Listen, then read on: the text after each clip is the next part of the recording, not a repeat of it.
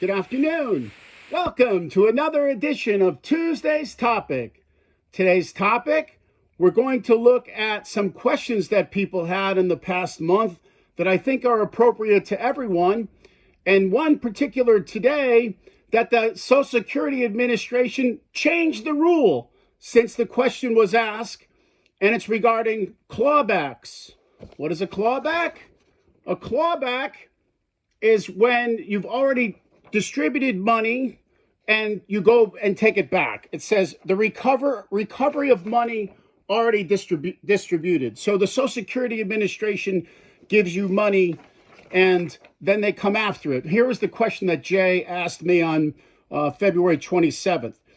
We were talking about the Amy calculation, and he said, well, what if Social Security doesn't have all your income? Well, you better let them know so you can get the right amount. And then he said, well, if an error is made in one's favor, there's no reason to fix that, right? Wrong, because the Social Security Administration will come after you. It's called a clawback if you are not entitled to all the money that they paid you, even if they're overpaying you and it was their mistake and they made the mistake. However, former Governor Martin O'Malley of Maryland, who's now the new Social Security Administrator, said that he didn't think this rule was fair and he wanted to do something about fixing it.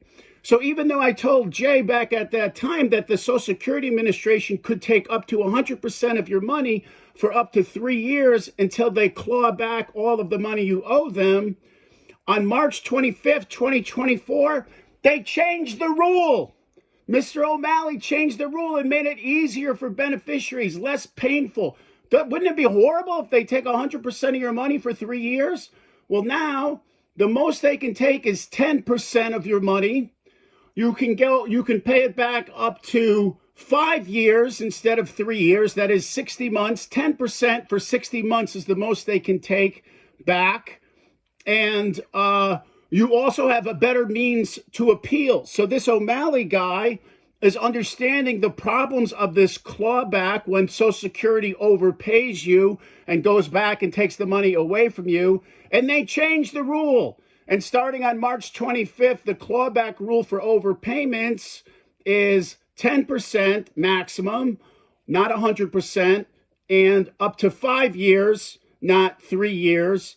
And they have a new mechanism where you can even appeal if you don't even think you can pay the 10%. Also, just to cite some statistics, where am I getting this from? I'll post this on my blog. But curiously, this affects 0.5% of Social Security people. So that's one out of 200 people are affected by this. But curiously, of those on Social Security disability, 8%. Which is about 1 in 13 people.